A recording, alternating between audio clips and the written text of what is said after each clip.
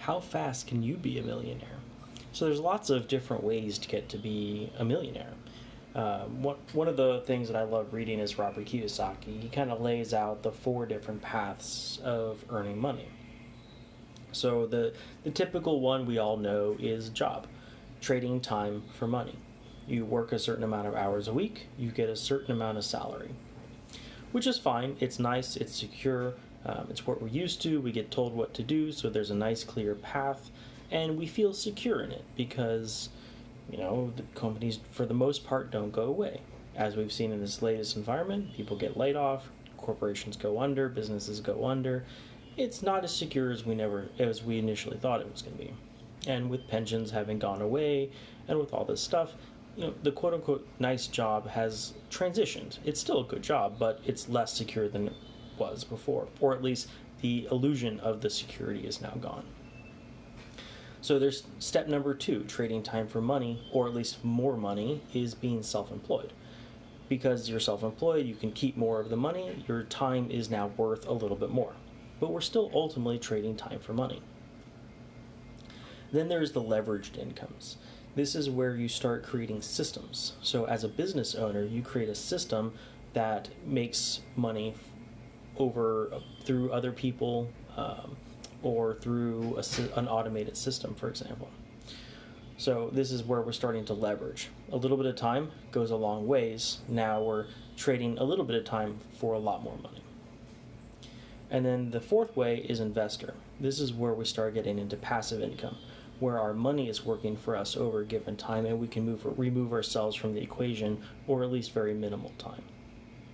And that's a wonderful place to be, is passive income. So this kind of is where I start jumping into like Motley Fool's talks, where they start doing a little bit of how long does it actually take to become a millionaire. So if you were to invest $5 a day, assuming 10% returns, in 40 years you'll have $1 million. So if you start at age 20, by the time you retire, age 60, you'll have $1 million investing $5 a day. Now, think about that. I mean, most people spend $6+ for a cup of coffee, and they'll sometimes do that 2 or 3 times a day. If you could just take 1 cup of coffee away and put that money into a savings, whether it's the stock market or real estate or some kind of fund or options, if you want to play some of the other market areas. Now go to an investor, or a fiduciary person who can actually manage your money for you, or if you want to learn on your own, either way. But just think about that. $5 a day, which is roughly $2,000 a year. It's a little bit less than that. 10% returns is 40 years. If you go all the way down to 4% interest, it's 78 years. So it's a pretty big differential. But 10% returns is not unrealistic. If you jump up to, say, $10 a day, which is $4,000 a year, in 10% returns is 33 years. So now you've shrunk the time even more. And $10 a day is not unreasonable. We're talking $300 a month on average. So most of us can come up with that.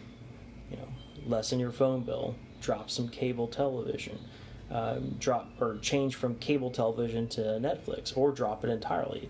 It's not really an income producing activity anyway, and it's not really adding all that much to our lives.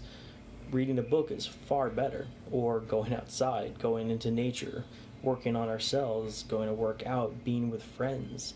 You don't have to spend money to be happy.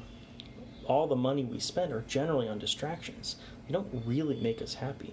If you really want to be happy, go do service. Go help somebody. Go create something. Do something for yourself. That's where happiness really comes from.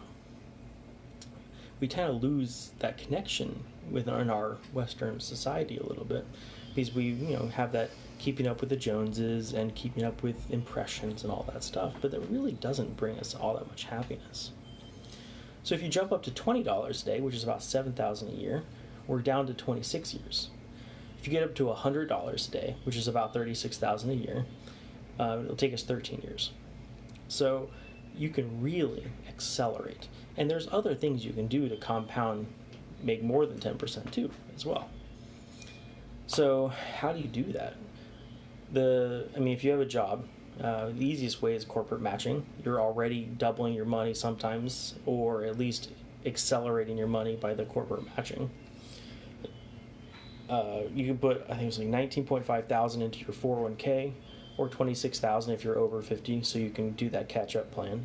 If you're a Roth IRA, you can put 6,000, or 7,000 if you're over 50. The cool thing about 401k is actually lower your taxable income. So if you're in some of the higher brackets, you can actually get more bang for your buck by putting in a 401k, because then you're not paying into the government. You're paying yourself, which is super cool. And if you don't need the tax break, do Roth IRA, because Roth IRA, you don't pay taxes when you come out, which is super cool because you get all the growth and you get to keep it when you pull it out from your taxes. So they're both super powerful utilities.